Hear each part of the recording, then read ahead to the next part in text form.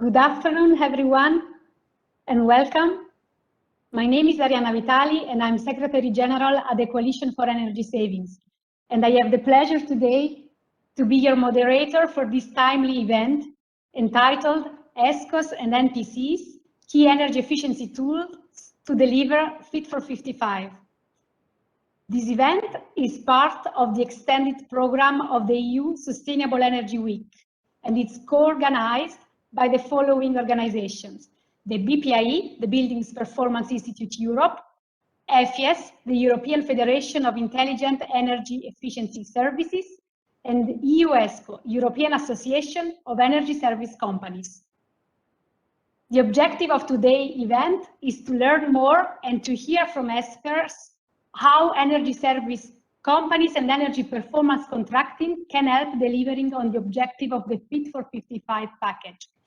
With the European Commission having presented its package of proposal in July, and with the Council of the EU and the European Parliament starting to prepare their positions on the set of the legislative proposals, we will be able to hear today from our experts how ESCOs and energy performance contracting can help delivering energy savings and greenhouse gas emissions reduction on the ground. First, let me go quickly through the agenda of the day, and then I will also present a few housekeeping rules.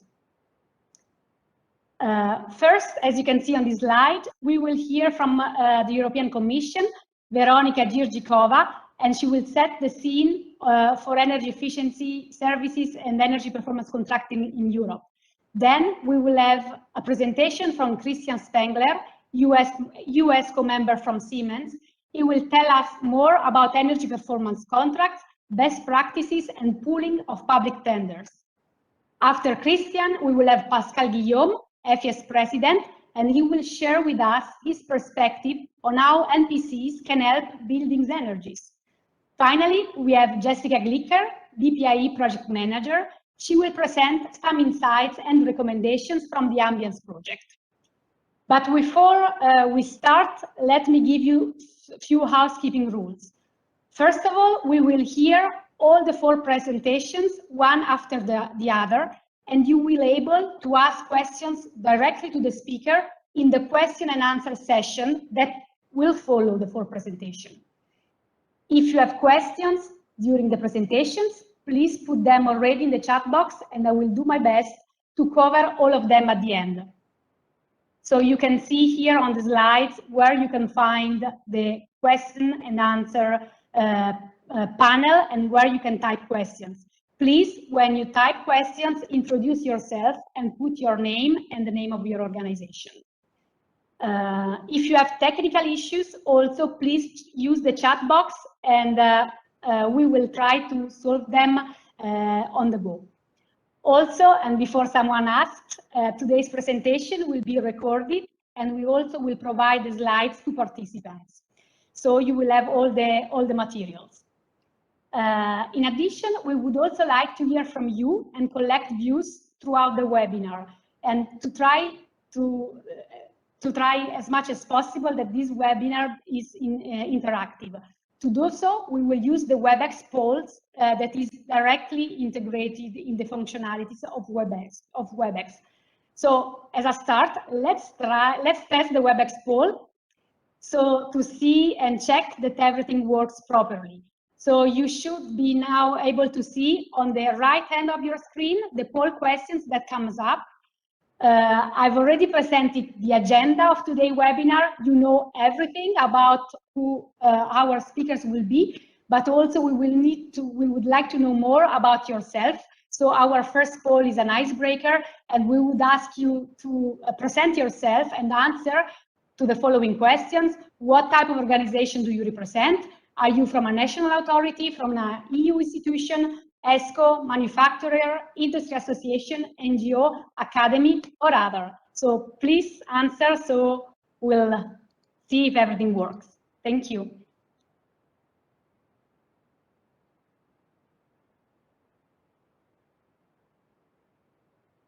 So we have still a few seconds to go, and I hope you all managed to submit your reply. Yes, I see it now. So I think we have a big variety of organizations joining today. We have some representative of national authorities, also industry associations and others. So many of the people that were not represented in the category. We have also no answer.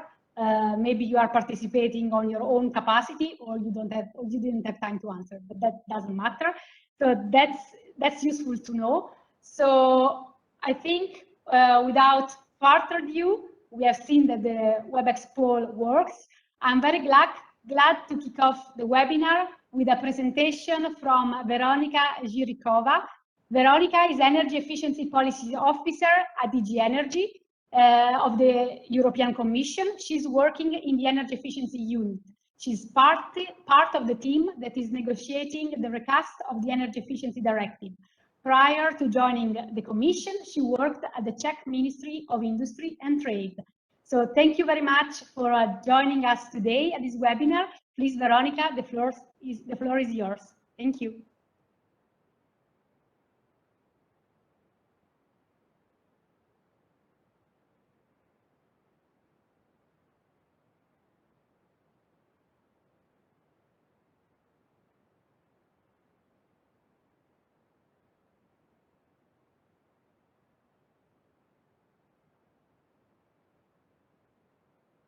Yes, Veronika, can you try to speak?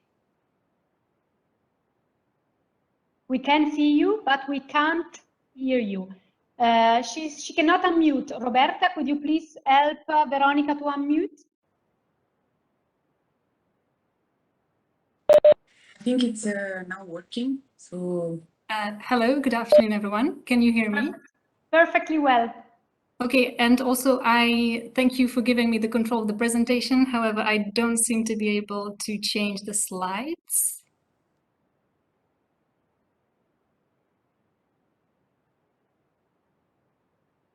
Okay, it's now working. Thank you very much, Ariana, for the introduction. I'm very happy to be here, and thank you for organizing this event, which is, the topic is very important. Now, here's a question to everyone in the audience. When you think about your local school in your neighborhood, what do you think that the expenditure, the highest expenditure is for the school in the budget? You can type your answers in the chat, but you can also just think about it. What do you think that a school spends the most money on? Okay, I see already some answers. Energy. So I saw two answers. People think that it's energy. It's not energy, luckily. The highest expenditure for a school is annually is wages. So wages for the professors and teachers. But the second highest expenditure is on energy. And what's shocking is that 30% of that energy is used inefficiently or unnecessarily. Yet there's something that can be done, and a very effective mechanism that's called energy performance contracts, or EnPCs. And put very simply, these are projects that pay for themselves. It sounds magical, but that's really how it works, because these projects are financed directly from the savings that they generate.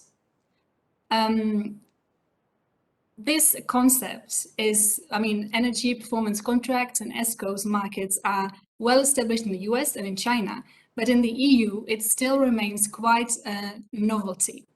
It was introduced in the EED in 2012, and we've seen the market grow, but it doesn't grow enough. And now this is quite puzzling, because as I said, these are projects that pay for themselves. So it should be logical that the market should grow, but it's not the case. And we decided to do something about that. The Commission decided to do something about that. And the answer is the recast of the EED revision. It was already mentioned that the EED recast is part of the Fit for 55 package that was introduced in July. And it's a recast, so it's not an amendment. What we did was that we took the directive, and by article, we rewrote the whole directive and introduced enhanced measures. And the aim here is to set the energy efficiency target so that we meet our common goal, which is to cut the emissions by 55% by 2030. Now, before I dive into the article on energy services, which deals with energy performance contracts, I would just very briefly like to mention the 5 main elements of the revision. So the most important one is the EU headline target for energy efficiency, which now becomes binding. And this is very important because we've seen in the NECPs that most member states did not introduce sufficiently ambitious measures for energy efficiency. And part of the reason might be that the EU headline target has not been binding. So the main proposal is to make the EU headline target for energy efficiency binding. The national contributions remain indicative. Second element concerns energy efficiency first principle. There is a new dedicated article for this principle. So the principle is given legal basis, and back in September, we even introduced guidelines so that member states really have concrete guidelines on how to implement the principle. Third element of the revision, strengthened energy savings obligation in end use. So what we propose to step up the ambition, starting 2024, all member states would need to generate additional savings in end use of 1.5%, which is an increase because right now it's 0.8%. Fourth element is stronger exemplary role of the public sector. There are 3 articles dedicated to the exemplary role of the public sector. We have a new provision on savings obligation in the public sector. This is a novelty. And then concerning renovation of buildings, both the scope and the level of renovations is enhanced. And last but not least, throughout the directive, there are many provisions which increase the focus on alleviating energy poverty and empower consumers, because we're seeing it right now, energy prices are rising and it's a problem for the most vulnerable. So, for example, as a part of the strengthened energy savings obligation in end use, there is a priority to implement part of the savings among the most vulnerable and people affected by energy poverty. So that, in a nutshell, is the ambition. Most of the provisions, as you've seen, are strengthened. The EU headline target is made binding, and we really want to make member states and their governments to commit to energy efficiency to send a strong signal. Now, let's look at the article which deals with energy services and energy performance contracts. You might know that in the current EED is Article 18, but because we introduced many articles, the article now becomes Article 27. Now, we could say that the main goal is to increase the uptake of NPC by public bodies for renovation of large buildings. Why do we focus on public buildings? Because we see that the public buildings, they represent really an untapped potential. I already mentioned that we strengthened the provisions for the exemplary role of the public sector, and this is part of the package. So the idea is twofold. First of all, these provisions aim at increasing the demand. So public bodies for renovations of large buildings will have to be encouraged to use NPCs. And for renovations of large non-residential buildings, so for example, hospitals, schools, they will have to assess the feasibility of using NPCs. These are new provisions, and really the aim here is to create demand for using NPCs. This is accompanied by 2 other provisions on disseminating information, because we've seen that some of the barriers which hinder the uptake of using NPCs are lack of information, lack of awareness. So we will ask member states to disseminate all sorts of information. Firstly, on energy providers who are qualified, because we've also seen that there is lack of trust among public bodies and other entities who might be interested in NPCs, there is lack of trust towards energy providers. So member states will have to make publicly available a database of these energy services providers. They will also have to publish methodologies for verification, because we see that monitoring and verification is very important in order to assess the projects. And last but not least, we will ask member states to also make publicly available a database of ongoing NPC projects and the projected and realized savings. So all of this, together with the provision asking member states to set up advisory bodies and independent market intermediaries and one-stop shops, the aim here is to create a support structure to really tackle one of the barriers, which is information, lack of information. We want all of the information on ongoing projects, on qualified energy providers to be out there, to be used so that others can be inspired. But of course, this is not the only article which deals with NPC in the revision. There are important links with other articles. So I already spoke about the enhanced exemplary role of the public sector, but I will now go more in detail on what we propose. So the novelty here is that we propose the obligation for annual reduction of energy consumption in the public sector by 1.7%. Again, the aim is to create demand and to make governments commit to energy savings. Second of all, there is a strengthened obligation for the annual renovation. So the obligation to renovate will now concern all public buildings, not just buildings which are owned by central governments.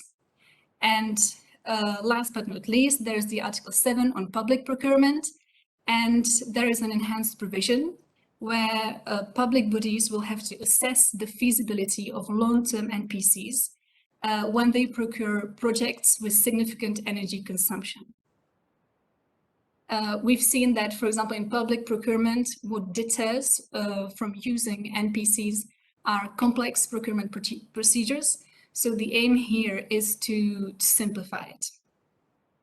And finally, there are also important links with Articles 11 on energy audits, Article 26 on skills, and Article 28 on finance. So what is new in the Article 11 on energy audits is that the criteria for the obligation to conduct energy audits is changed from the size of the enterprise to the energy consumption. So what we have right now, we say that the criteria is SME, the size of the enterprise is the determining factor. What we propose is to set a threshold of energy consumption, and when an enterprise uses or surpasses this threshold of energy consumption, they will have to conduct energy audit. And energy audit is very important because very often it is the mechanism which enables the enterprise to see how much energy they use. The results of the energy audits will have to be shared with management. And when the management sees that they use a lot of energy, then maybe they will call on an NPC to implement energy efficiency measures. So energy audits, a very important part of the revision. Next, I already spoke about it. One of the barriers to an increased uptake of NPCs are skills. And so Article 26 deals with that, and we propose clearer and stricter provisions on skills and accreditation schemes and certification schemes, and member states will also have to assess these schemes every 4 years. And the aim here is to, as I said, there will be demand, but we also need supply and kind of enabling framework. So the aim here is to have the skills that we need on the market in order to implement the NPCs. And last but not least, Article 28 on finance. The aim is to increase existing funding, but also create new sources of financing. and also not only use public funds, but private funding. What's important here is that there is a link with the Social Climate Fund, because as I said, energy poverty is an important topic. So as you might know, parts of the revenues from EU ETS will go to the social fund, and this will create more revenue for NPCs.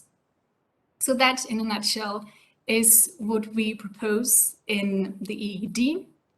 And if you want to go further, you can always go to our website and you can have a look on the Fit for 55 package itself, but also on the proposal, which is accompanied by an impact assessment, so you can see in more detail what are the impacts of the proposed changes. And I'll be happy to take any questions you might have. Thank you. Thank you very much, Veronica, for this very comprehensive presentation. You gave us a very complete picture of the provisions of the EED that are linked with energy performance contracting. And I think everything is much more clear to me, and also I hope to the audience. So let's see as well if the audience has been convinced about ESCOs and EnPCs in the next poll. So then, do you agree that the ESCOs and the EnPCs are key tools to deliver Fit for 55 package? And let us know if you strongly agree, somewhat agree, somewhat disagree, or strongly disagree.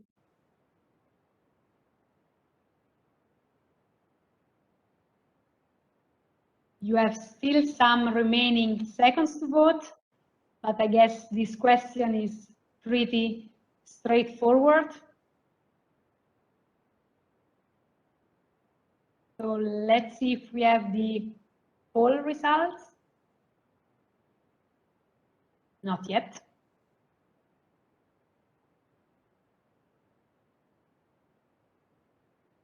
I don't see the poll results. So, or there is I think there is a technical hiccup. So in the meantime, I'd like to thank you again, Veronica, for her presentation. If you have questions, please put them in the chat box. The poll results have arrived. So I think the majority of you are convinced, and whether strongly agree or agree that NPCs are key tools for deliver the Fit for 55. Now that we know that these are a useful tool, I think we can hear from Christian Spengler how this is doable and how energy performance contracting can be used on the ground. Christian is a EUSCO member from Siemens, working as Vice President Finance at Siemens Smart Infrastructure.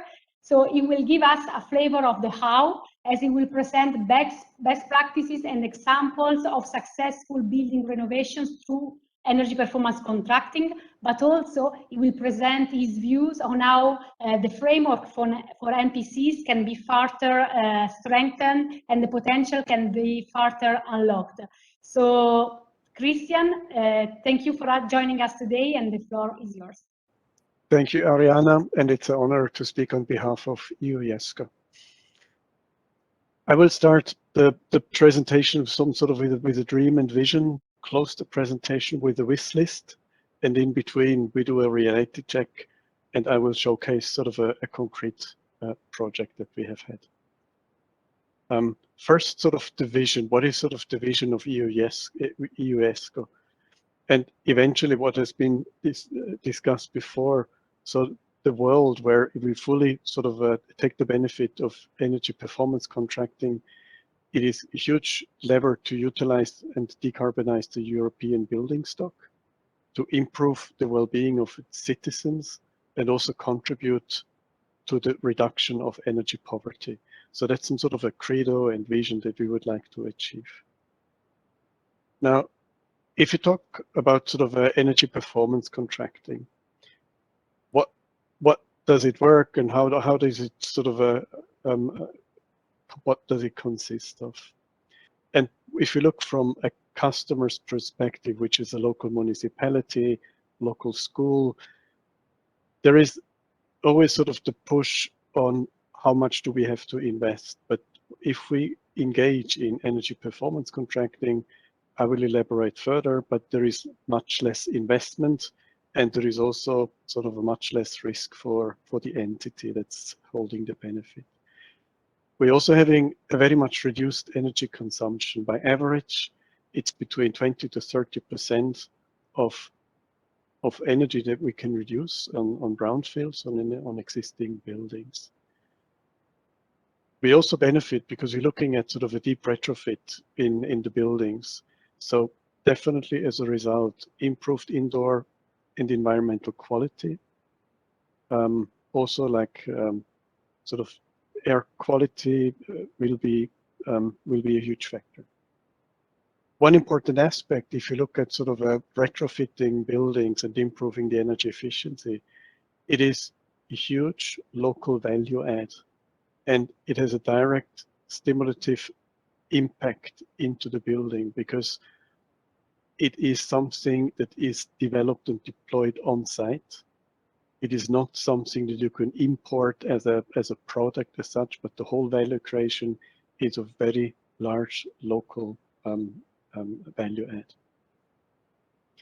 We also see many examples where if in a municipality there is one large building like the mayor's hall or something, but there are segregated separate office buildings and separate sort of premises, it is also possible to bundle sort of a number of different buildings into one project and have a holistic approach on how a municipality can reduce their energy consumption. And of course, when we look at sort of a balancing and what the future could bring, there is also an increased resilience that can be shown in energy performance contracting if it's combined with other technical measures. So how does it really work when we look at energy performance contracting? Every building has sort of a baseline consumption that's embedded. So that's a standard heating, ventilation, cooling, lighting, etc. And this has just sort of an average annual consumption. Now, once any ESCO is entered into this building site, we're first analyzing the energy flows. Where is this energy being transmitted? Where does the fresh air, the cold air, where is it funneled?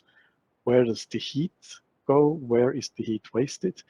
And this is sort of where we have the first lever to say we will reduce, after the analysis, we will reduce the consumption and implement improvement measures. This is a direct impact. Once we improve these underlying assets, there is definitely a reduced consumption to the benefit of the building owner. Of course, this would be as a first contribution to the savings compared to the initial baseline. Now, this is like the investments does not have to be borne by the municipality. That's borne by the ESCO. And of course, the ESCO is now asking for some sort of a financial security. So we would enter into a long-term performance assurance and guarantee phase, which means that the savings that we have initiated and identified are actually guaranteed. So if the savings do not materialize, the companies would compensate for the so-called shortfall savings. Of course, this long-term guarantee phase and performance assurance, that's something which will have to be compensated by the building owners to the ESCO. Savings to pay the services, but it's always less than the total savings that could be materialized. And this is sort of this self-propelling project setup that the guarantee that whatever you save is more than what has to be compensated to the ESCO. That's exactly sort of the self-finance project scheme that has been established and is proven to be successful. And of course, once the lifetime of the performance assurance project has elapsed, the full savings will be to the benefit to the building owners.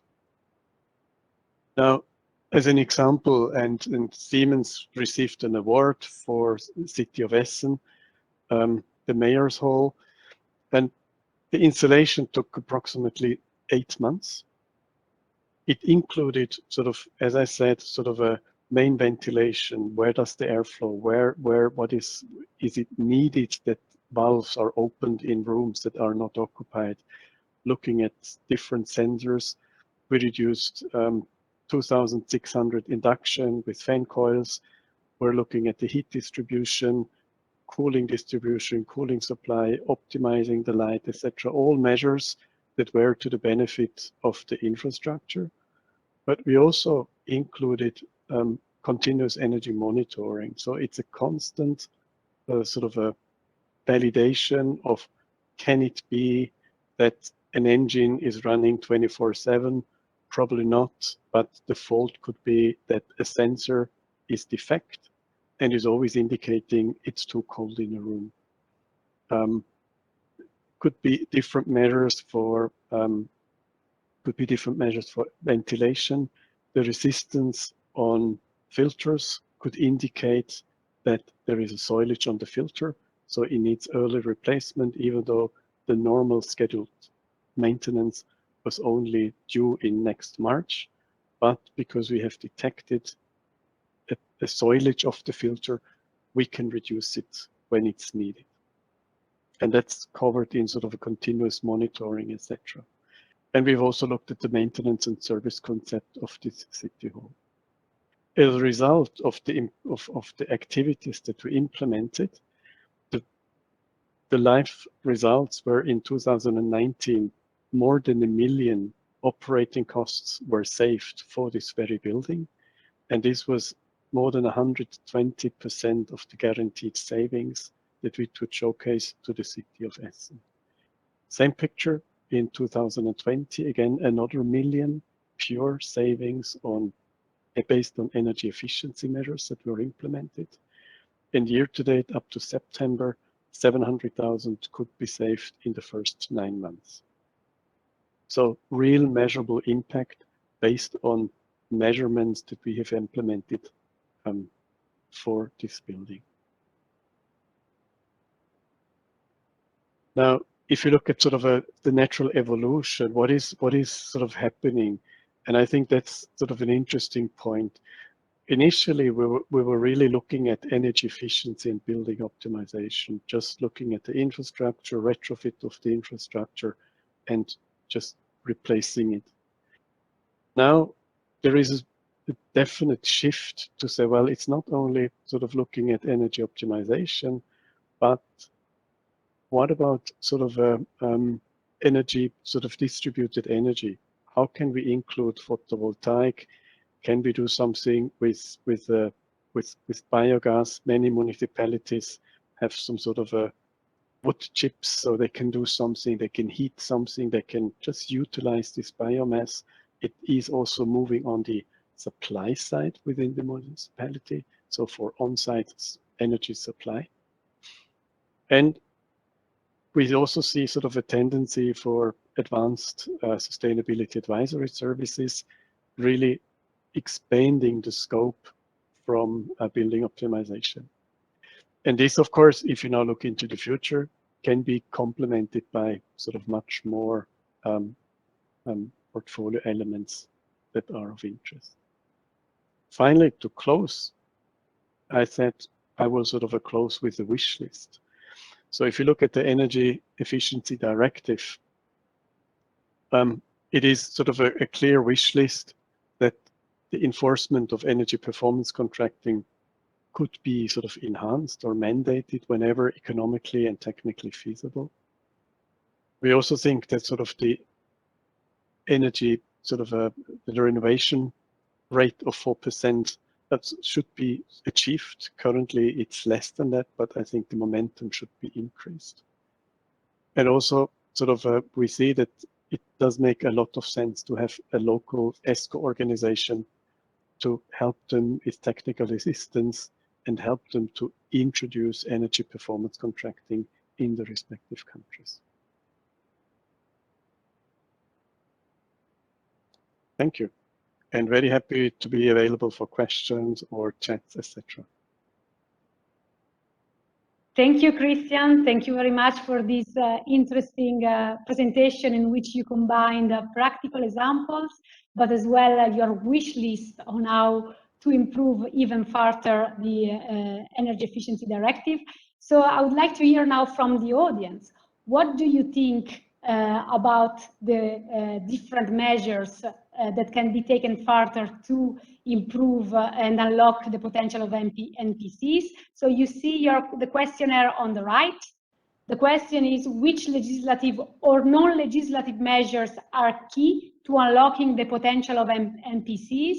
And you have different choices.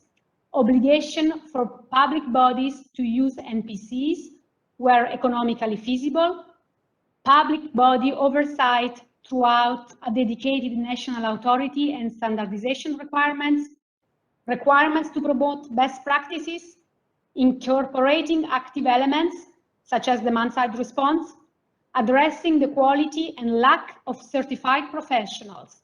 Also, you can also specify other answers in the chat box if you tick other. So you have about 50 seconds to read again the question and vote. Thank you.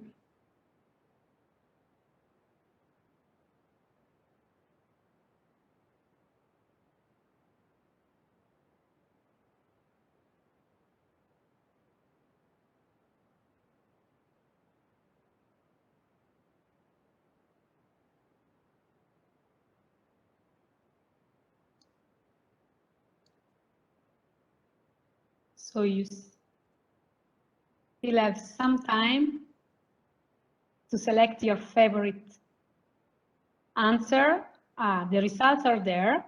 So there is quite a lot of people, actually the vast majority of people that have no answer, that they haven't given an answer. So I think maybe some of the proposals or some of the ideas might need further clarification, and I hope in any case that you will get a clear view after the event. Among the different possible replies, the one that came first is the need to have a public body oversight to a dedicated national authority and standardization requirements, pointing to the need to have clear, determined authorities or body that can do, that can lead on the implementation of energy performance certificates. Also, quite interesting, we have 8% of our respondents that thinks that is still very useful to promote best practices. So I think useful views from our public today. So thanks for participating, and now I'll give the floor to our third speaker, who's Pascal Guillaume, FES President. So Pascal is the president of the European Federation of Intelligent Energy Efficiency Services. He's the director in charge of professional organizations at Dalkia, France. He's also vice president of the French Federation of Energy Environment Services. He will give us his perspective on the topic, including on barriers that affect the development of NPCs and solutions on how to overcome them. Thank you very much for joining us, and Pascal, the floor is yours. Thank you, Ariana. Can you hear me?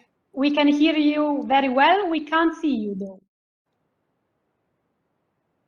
You should be seeing me. Yes, that's perfect. Everything works. So please go ahead. Thank you. So good afternoon, everybody. I'm delighted to be with you today and have the opportunity to present our perspective on how energy services and energy performance are and will be major contributors to delivering the energy and climate transition, and more specifically, the ambition of the Fit for 55 package. First, I'd like to briefly introduce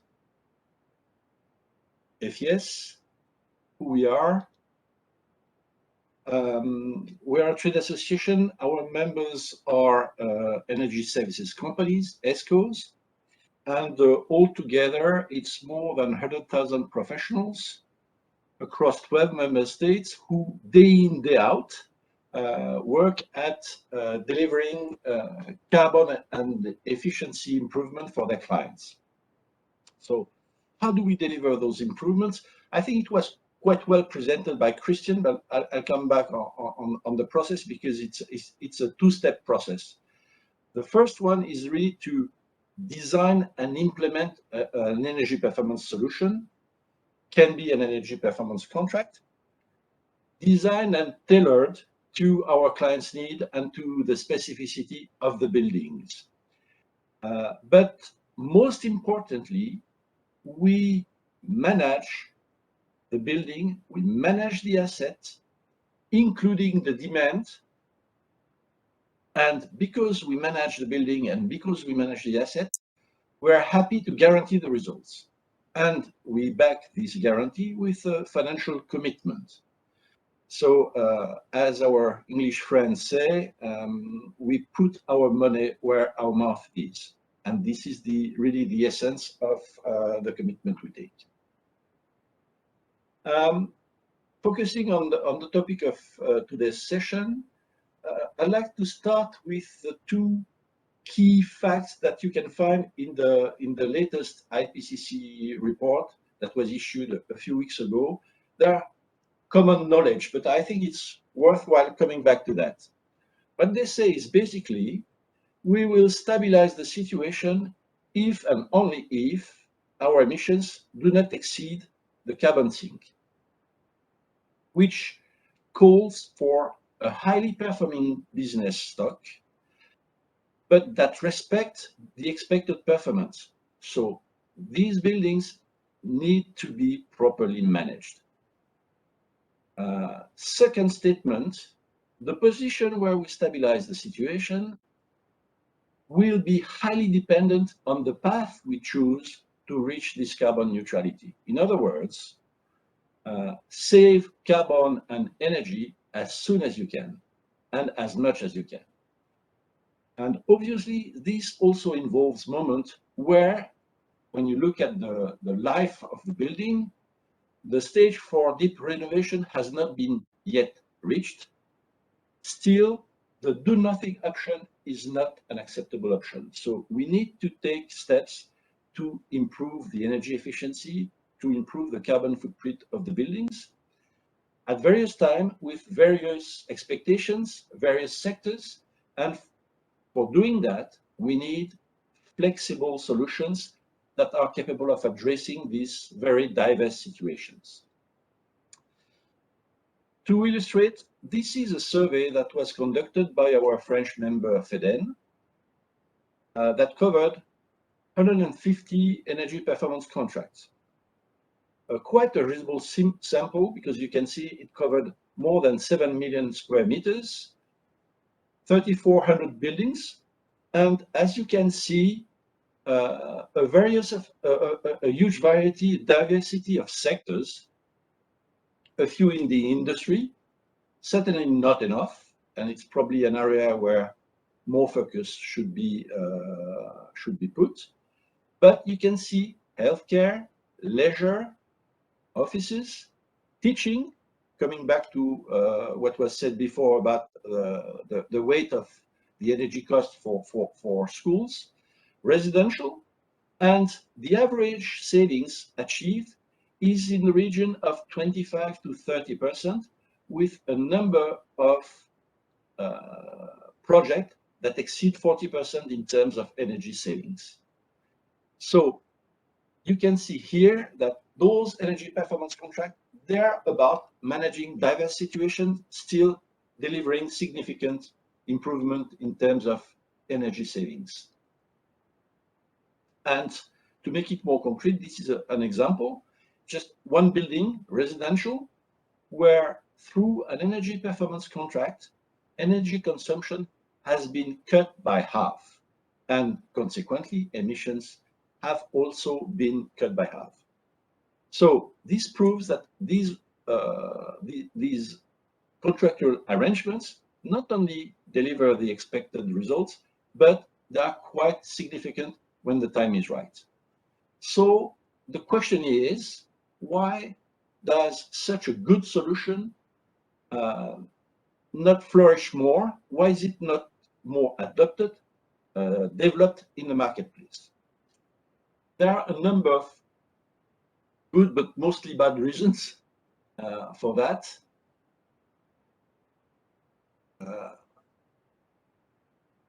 Sorry, I've been a bit fast. Here we are. The barriers for the adoption of these contracts, there is one common, which is energy prices. So we need to have the right economical balance to get people to commit to what is sometimes quite a significant investment. And let me state it quite clearly, I'm not saying that the current situation is satisfactory. What we need is not huge sky-high prices in terms of energy, because they create other problems, like, for example, energy poverty. What we need more than very high price is stable, progressively increasing prices. And for that, we believe that a well-designed carbon pricing policy is certainly a good lever.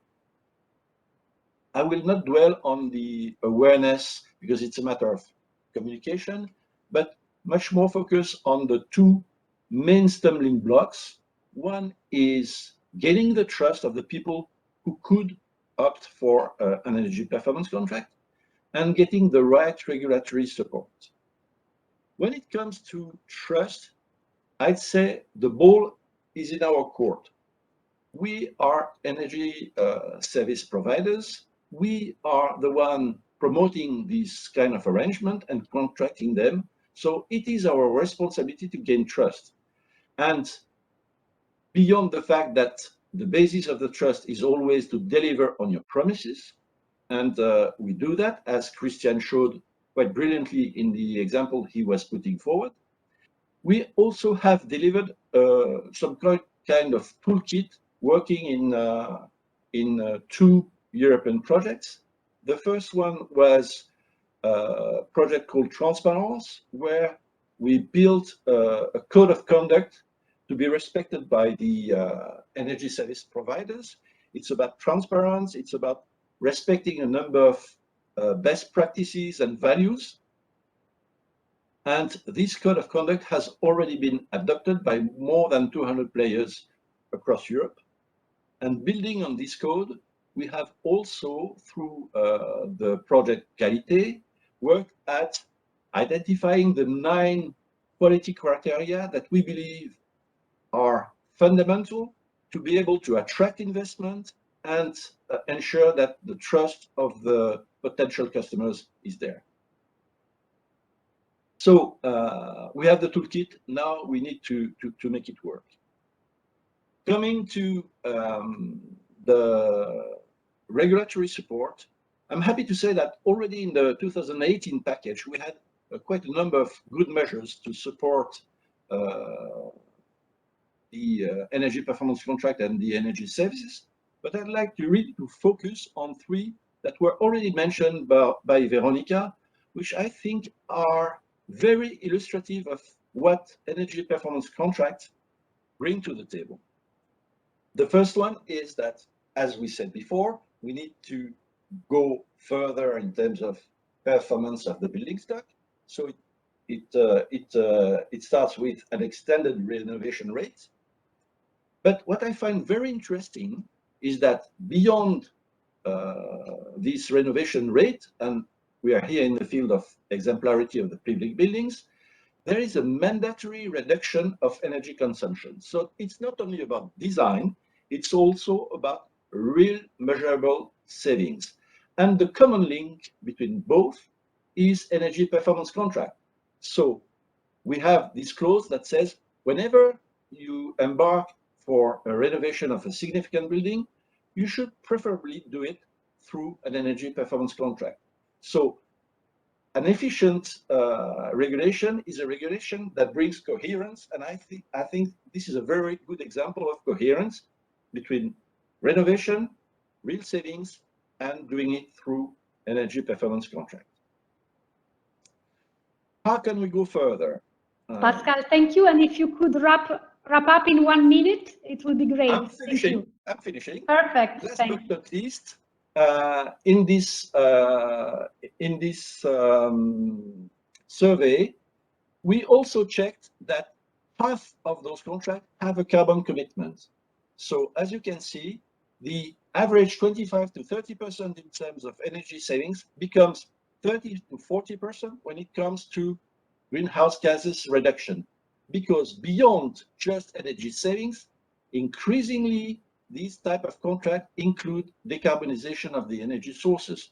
So we are moving progressively from energy performance contract to energy and carbon performance contracts. So in our view, not only should those contractual arrangements be supported through the Energy Efficiency Directive, but they also should be one of the articles present in the Renewable Energy Directive. So this concludes my presentation, which is summarized on this slide. And I'm happy to take questions, but as Ariana explained at the back end of our presentations. Great, thank you, Pascal. And I think we can come back as well to your last slide during our panel discussion. So the question now for the audience is the following. To what extent do you think that the NPC check in Article 7 and 27 should be extended? And you have several possibilities to answer.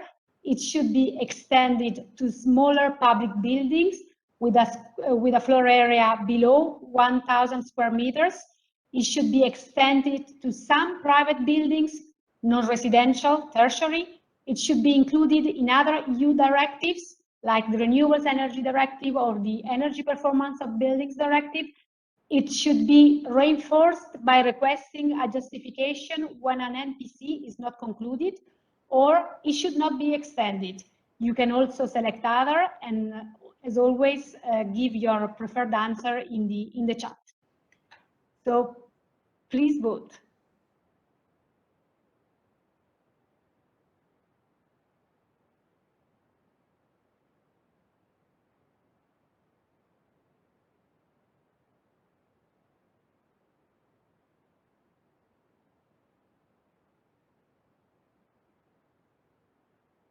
Some few seconds more to cast your vote.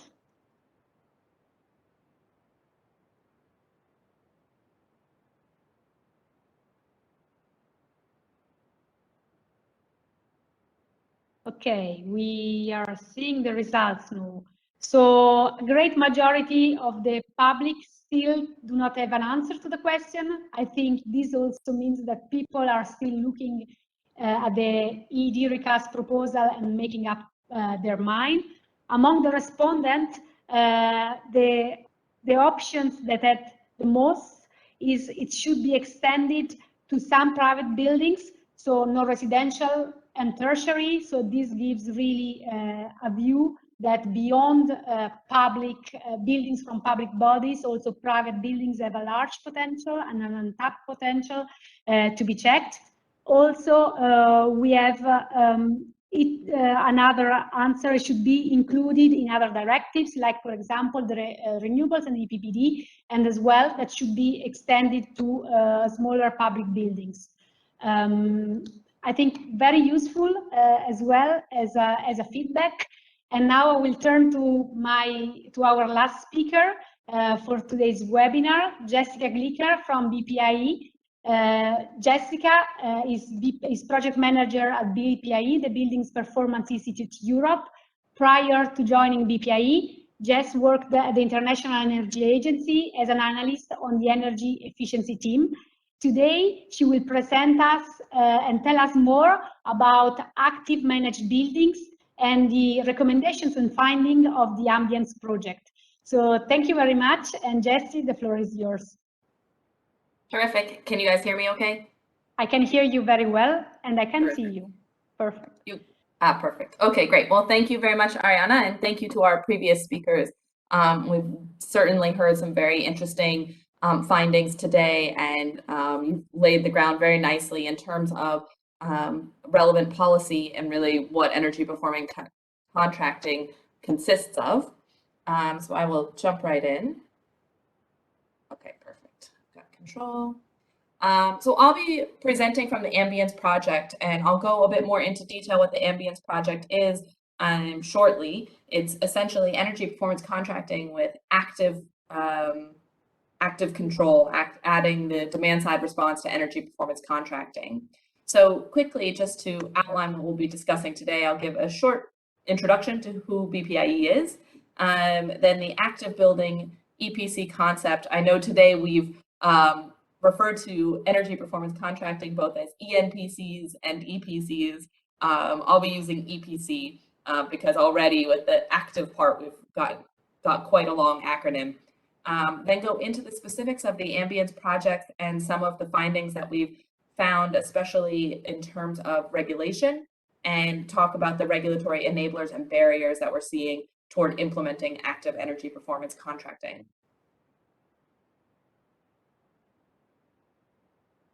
It's an animated slide. So just a little bit about Buildings Performance Institute Europe. We're a European nonprofit think tank, and we've got our primary offices are in Brussels and Berlin. We conduct independent research to improve the energy performance of buildings across Europe, and we provide policy advice on building regulation from design to implementation. And we have been in operation since 2010. So last year we celebrated our 10-year anniversary. So taking a look at buildings, just to take a step back into why this is so important that we're having this discussion, the majority of the European building stock was built before 1975. So we're in an aging building stock, and considering that buildings account for 40% of our total energy consumption and 36% of our CO2 emissions, it's incredibly important to take a look at how we can reduce both energy consumption and our CO2 emissions. And of course, I think when anyone hears this, the first thing you need to think about is how this will be financed. So we've seen several ways already today that energy performance contracting can be used to finance energy renovations to decrease our total energy consumption and decrease our CO2 emissions. So with that said, the Ambience project really wanted to look at new opportunities as buildings become smarter and more digital. So really taking into account what we can do to leverage the digitalization of buildings and use this to combine it with energy performance contracting to really achieve deeper energy reductions. So I'll be going over a bit about what this means for the business model of energy performance contracting. The vision and mission for the Ambience project is the electrification of energy performance contracting. So to improve the economic attractiveness of building emissions reductions by combining energy efficiency improvements with electrification and active control. So really taking that the energy performance contracting model just a step further, ways that the process can be simplified or further enhanced. So a bit about the Ambience Consortium. We're 8 partners and representing 4 countries across the EU. You'll see in a moment our work covers both an extensive look into the 4 countries that we're representing, which is Belgium, Italy, Spain, and Portugal, but we also conducted research across the entire EU and looking at all of the member states. We're a Horizon 2020 project, and we started in June 2019, and we will be finishing up in May 2022. So to dive a little bit deeper into the active EPC concept, the goals of the project were to extend energy performance contracting to include demand side response, as I've discussed, and really make the EPCs applicable to a broader range of buildings, and also to engage with all relevant actors and stakeholders. So that's something I think we've seen today. There's a lot of people involved. There's a lot of active stakeholders that need to be consulted.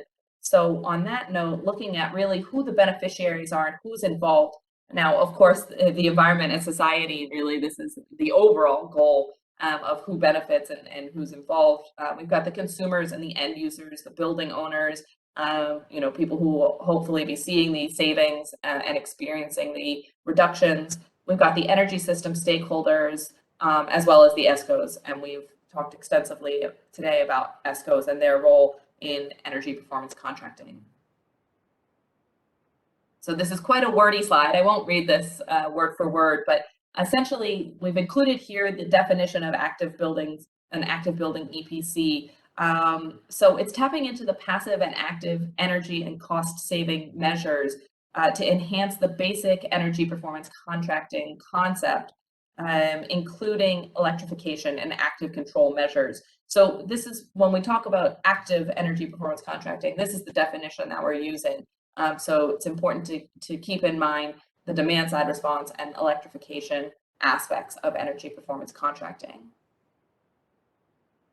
So we've seen already today, thanks to my previous speakers, the overview of what energy performance contracting is. So here on the left, we've got in purple blue, we've got traditional EPC, you know, what it looks like, the flow of the loans, the money, who's in charge of what. Then in the middle here, we have the active components. So when you take in the active components in yellow, seeing the expansion of the active energy performance model, and you can see sort of right in the middle there, it's small with the demand response, that little yellow bit. And so, as I've mentioned before, when I discussed our mission and vision for the project, it's really extending energy performance guarantees to include demand-side response, demand-side services, to tailor EPCs to a broader scope of buildings, and to be able to extend EPCs to a group or cluster of buildings in terms of a local energy community. And that's really made possible through the electrification and the digitalization of buildings. So we've got two pilot projects. We're in the pilot project phase, so we've just started implementing these. We're really at the point with thinking back to the stakeholders, really at the point where we're engaging building owners, we're engaging all of the relevant contractors and parties to run energy audits and see how we're going to implement the active energy performance concept, active energy performance contracting concept in these two buildings. So we have an office building in Porto, Portugal, and we have a residential building in Belgium. So two different types of buildings in two different climates. So it'll be very interesting to see how the results are received for both of these buildings. Of course, both have very different stakeholders, very different types of building owners. And so already the process of engaging the building owners and the building manager in the case of the Porto building has been very different. Of course, it's a lot easier engaging with one residential person over an office building with many different tenants. So we will have results hopefully soon in the early months of 2022. So you can check all of that on our website, which will be at the end. So the enablers and barriers for active energy performance contracting, the regulatory aspects. So this part is quite essential when you're looking at implementing, and what we've talked a lot about today is really regulation and what needs to change or how we can enhance things to really create a stronger environment for implementing energy performance contracting. So in order to do that, we conducted an analysis of the current status. So this was done in late 2019, early 2020, to just really understand the directives and policies throughout the EU, throughout the member states, to see how easy or how difficult it would be to implement active energy performance contracting. So that said, we started with first a look at the EPC and ESCO status in different member states. So here we've got, the assessment we did was based on 6 key factors. So we looked at ESCO market longevity, the relative size of the ESCO market growth curve, energy performance contracting market value, and the implementation of energy performance contracting in various building sectors. So as you can see on the left here, we've got the analysis of just the 4 consortium countries, and then on the right we have the wider analysis from the EU. So just to recap quickly and to provide a bit more context here, amongst the consortium partners, Italy was the most advanced country in our analysis. The ESCO market in Italy is still considered to be among the biggest and most developed ones in Europe, and that's mainly due to a strong legislative background and standards established in Italy for energy efficiency in buildings.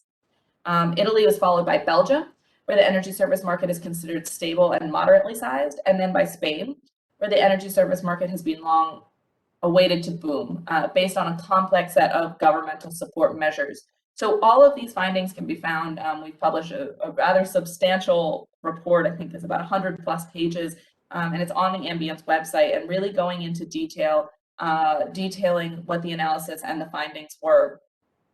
Taking a further look at the rest of Europe, the most advanced countries were Austria, the Czech Republic, Denmark, Germany, and the United Kingdom, which were categorized by a more mature market and fostered by a well-developed legal framework addressing energy performance contracting and a wide variety of EPC offers. So then, of course, we went into a deeper look at the status of demand response services offered by buildings at the member state level, because this, of course, now is taking into account the active part of energy performance contracting. So the first part was looking at where we are with traditional energy performance contracting, and this was to see how difficult it would be to implement the active component. So the assessment here was looking at 4 main factors: demand response access to the market, the service provider's access to the market, product requirements, and measurement and verification procedures. So Belgium was the most advanced country in the consortium from this analysis. Over the past couple of years, the Belgian transmission grid operator created a new framework to enable participation of new energy sources, such as demand flexibility, with new types of market players, such as aggregators. While the implementation of the framework is still ongoing, the end goal is to open up the different products and services to all technologies, for instance, demand side management and storage, independent of the type of connection, so the TSO or the DSO, and the type of provider. So really, Belgium was taking a very strong look at where demand side flexibility fits in and addressing the issue head on in its regulation, which is essential for really implementation of an active energy performance contract. So the Italian Regulatory Authority for Electricity, Gas, and Water undertook a complex review of the process of the ancillary service market toward an opening to the participation of new subjects by introducing aggregators. So this also, Italy followed Belgium in this look really at how to implement active energy performance contracting. So my final slide here, and I see Ariana's appeared, is the lessons learned so far. So it's very dependent in terms of implementing an active energy performance contracting. It's very dependent on the status of the member state. So what's the status of current traditional ESCO and EPC deployment, and what is the status of regulation in terms of including storage and demand side response, given the regulatory framework. The EU is undergoing change in analysis regarding demand side measures. This is happening quite a lot. So within each member state, staying up to date on what's happening. Pilot projects will be essential for bringing such efforts to scale. This is something that's being mentioned several times now in our overall presentations today, that pilot projects and really understanding best practices and knowledge sharing is essential to this process, and really a lot of transparency is needed in terms of implementation, and establishing strong standardized monitoring and verification is essential. That's something that's constantly discussed when we're talking about energy efficiency measures, and making sure the right approach with the building owner. I think sometimes this part is lost because we're thinking so high level that really engaging the stakeholders is key. And with that, thank you very much. This is all the Ambience information you need to follow us and check what is happening with our upcoming developments. Great, Jess, thank you. And don't forget to follow all the developments of the Ambience project. I very much liked your presentation, your insights from the country, from the member states perspective. So I think to make the link with that, it would be interesting to hear from our public whether do you think that your region, country would be able to implement active energy performance contracting. And so you can select yes, if information is available on how to do so. No, there are still too many regulatory barriers or other problems that impede the take-up of active contracts, or I don't know, I need more information. If you have other suggestions, please as well put them in the chat box. And you have 30 seconds left to answer to the poll. Thank you.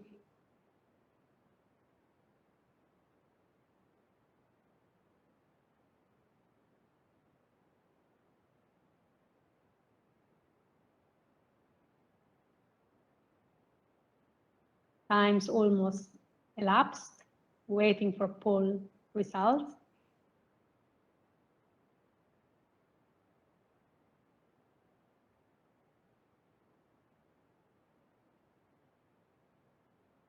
So among the respondents, the answer that was selected is yes, if information is available on how to do so. So this indicates that there is, of course, an appetite to implement active energy performance contracting. However, that information is still needed in support of that. So thank you very much for your answer. We come now to an end to the first part of the session, and I'll ask all the panelists to turn out their camera so that we can have a brief session of questions and answers. So as already mentioned before, you can type directly your questions to the panelists in the question and answer box, and please, to do so, introduce yourself and also the organizations that you are representing. In the meantime, when you are still thinking to questions, I'll have one question from myself to the speakers.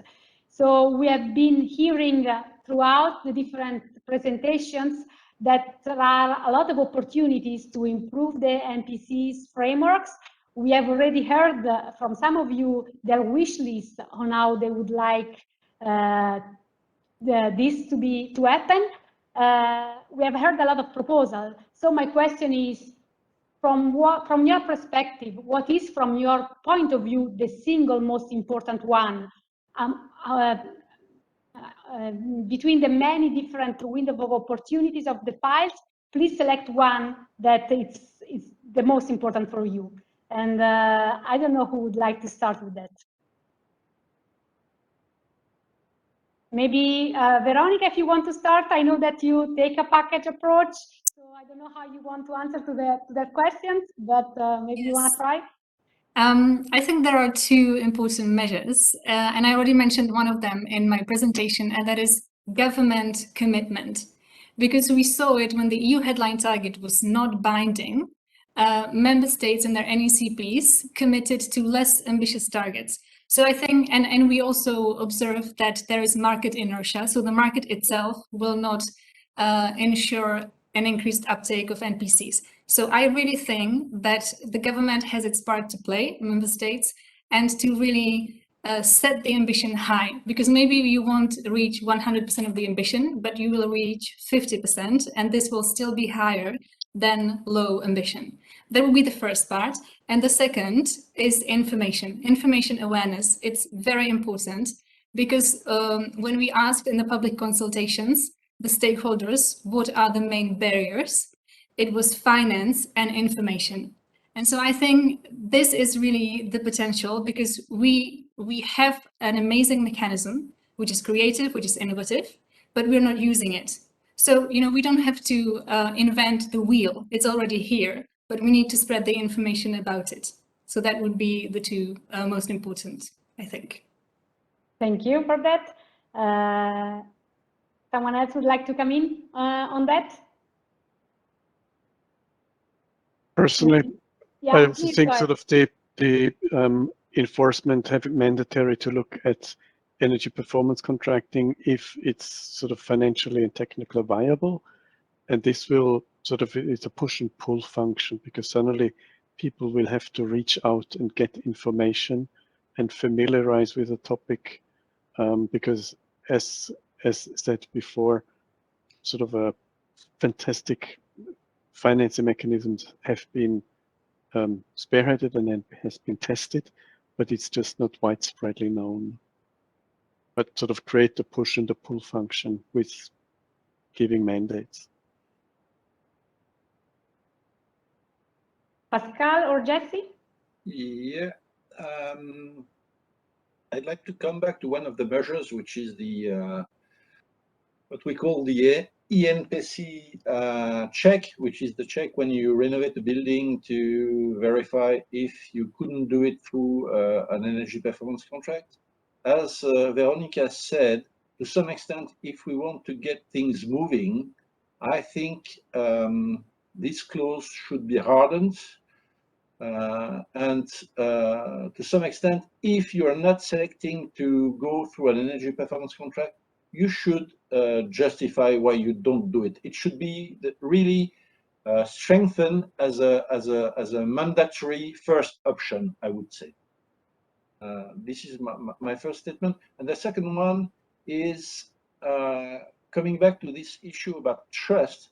There are a number of clients who hesitate to go for an energy performance contract because the trust is undermined by a perceived complexity. So the way we should go about energy performance contract is there is real complexity in building up such schemes, but we should keep it for ourselves and present solution in a way that is more attractive and make sure that all the complexities of the solution are handled in a way that is not refraining people from thinking, oh gosh, this is too much hassle. I don't feel comfortable with it. I think that's a very valid point. Even if it's complicated, let's not scare the clients or the public. Jesse, do you want to add something as well? Yes, definitely. Thanks. I think, yeah, I would reiterate the three answers that we've already heard for sure, and information sharing, I think, is essential. One of the additional things I would add, although it's not so much tied to regulation, is I think there's a good opportunity, especially with InvestEU, to provide a guarantee for energy performance contracting, because I think that helps potentially with trust, but also with helping calm the nerves of people who are unfamiliar with energy performance contracting and really only see a loss. So providing some sort of guarantee via the available funding in InvestEU. Thank you very much. That's, I think, a really useful input. I don't see questions coming in the chat, but during the registration phase, we had a question already in advance from one of the participants that actually linked to what, Jesse, you were just explaining. So the person was actually from the Swiss Federal Office of Energy, asked whether there were examples of financial subsidy programs for energy saving contracts regarding electricity. So do you know anything of that kind, any type of program subsidies that can be used for energy saving contracts or as a guarantee, as just mentioned?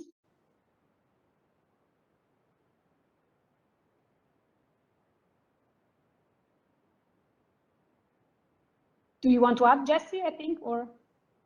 I'm trying to think of some off the top of my head. I believe some exist, but I can't think of any specifics. It's a quite specific question. So if you don't have an immediate example so far, maybe we can get back to the person directly with further information.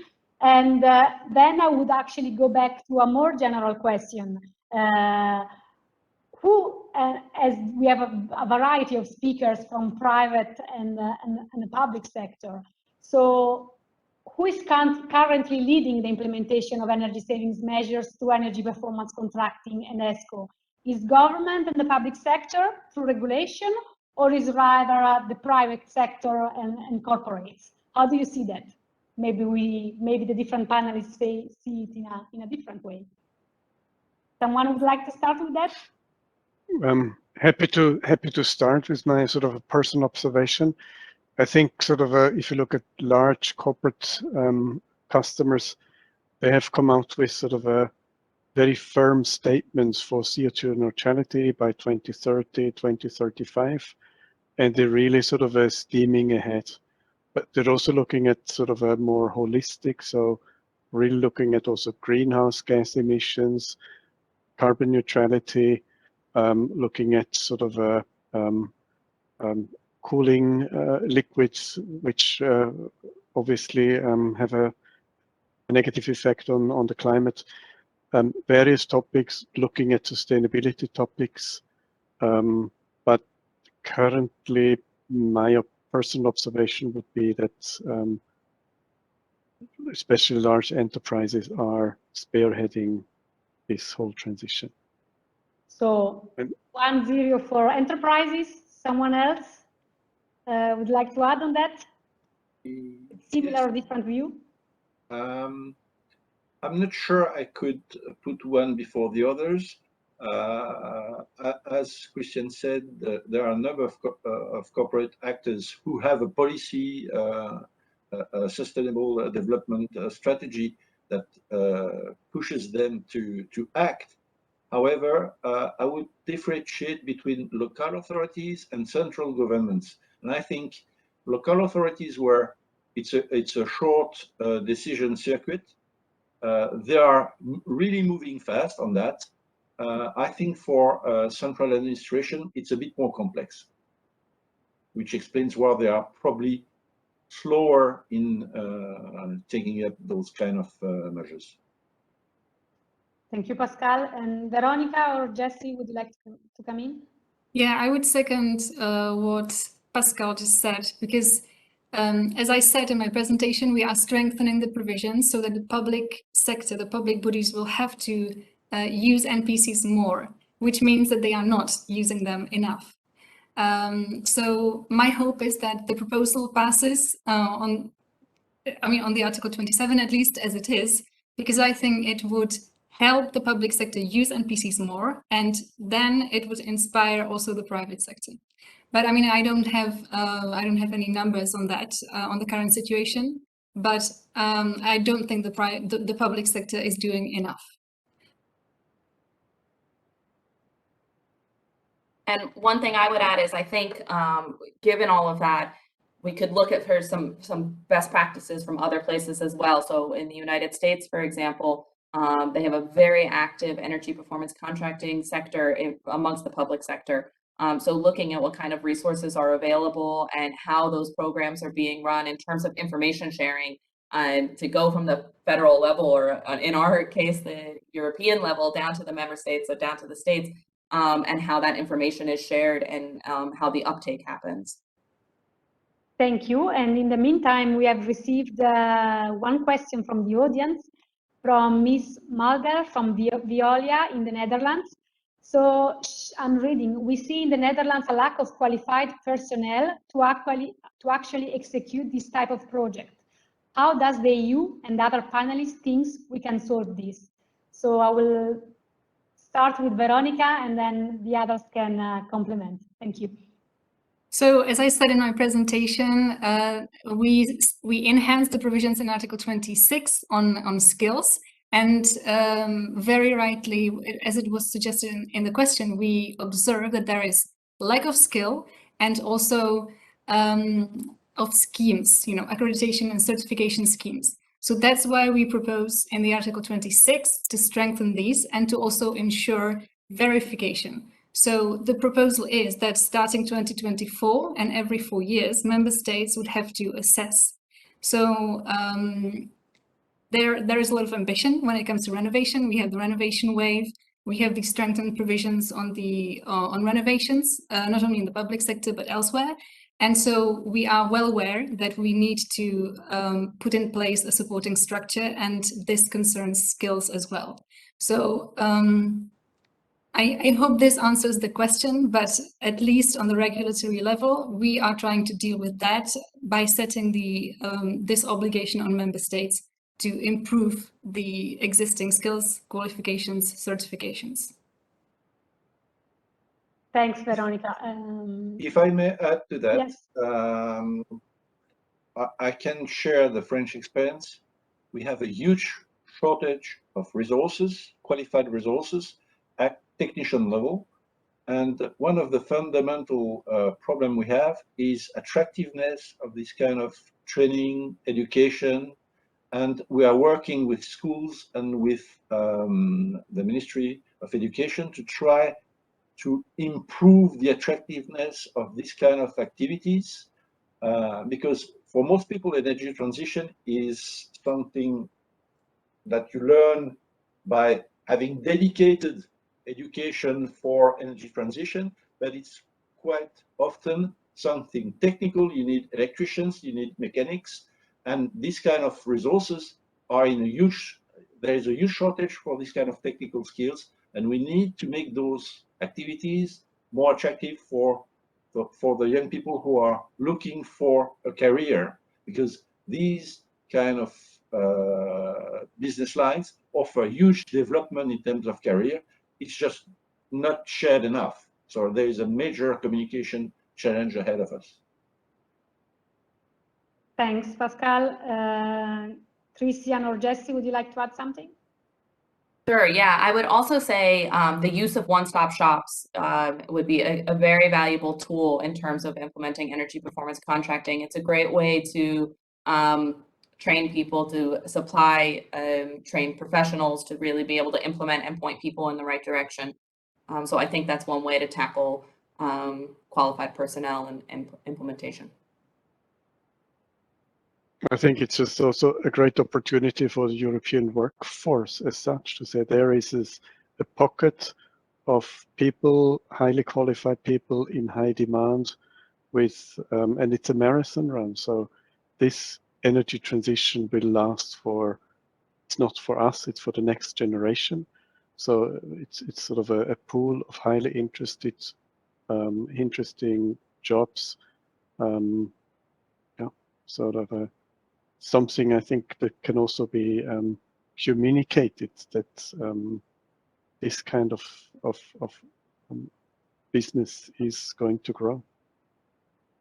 Thanks, Christian. Yes, it's a marathon run between now and 2050, but we also need to do a lot before 2030 and start very soon. So I hope that the Fit for 55 package and the revisions will be adopted soon and with a correct level of ambition in order to ensure that in the long run we achieve climate neutrality in the EU. So I think we are coming to an end. I will ask all the audience to give a round of virtual applause to our panelists. And before closing, I will also say that I think today we have learned a lot from this interesting presentation. I think my key takeaway is that in many cases we talk about energy efficiency measures by focusing on the barriers, by focusing on the hurdles and on the need and on the challenges ahead. But I think, and I hope that today with this webinar, we have also provided a good overview of solutions and practical examples on how ESCOs and energy performance contracting can really help consumers, especially public authorities, but also businesses, to reduce their energy consumption and greenhouse gas emissions. I think with the negotiation of the Fit for 55 package ahead of us, it's really important to stress that energy efficiency cannot be treated as an afterthought or a nice to have, but really as the crucial enabler for the decarbonization of the EU energy system, and especially if we want that this energy transformation is inclusive and directly benefits citizens, including the most vulnerable. Also, with the rising energy prices across Europe, I think it's clear that a reduction of energy use is the structural answer to high and volatile energy efficiency prices. Only another point I would like to make, that there has been a recently published study from Fraunhofer and Scheuer Consultancy that really points at the cost-effective energy savings potential for 2030 in the EU. This study shows that there are there are the possibility of doing energy efficiency improvement that are economically viable and that can really bring direct benefits to the citizens. So I sincerely hope that the EED will create the right enabling conditions and regulatory framework to ensure that those energy savings will be delivered. Most of the changes that are included in the very good Commission's proposal were already presented by Veronica. I think as Coalition for Energy Savings, we are really looking at having a high level of ambition overall. So we are really pleased that the target, the EU target has been made binding, but we hope that this level of ambition can go even farther to at least 40%. And we would like to see national binding contributions to really ensure that member states could do their part of their job in implementing energy efficiency measures.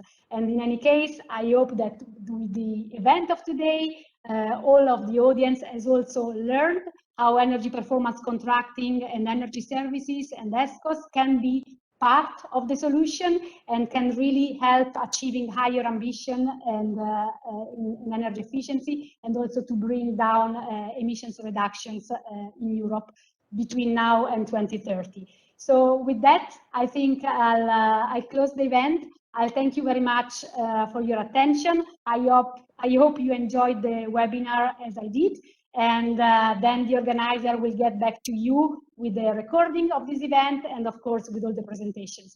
Thank you very much again for staying with us, and thank you very much to the excellent speakers of today. Have a nice afternoon, everyone. Thank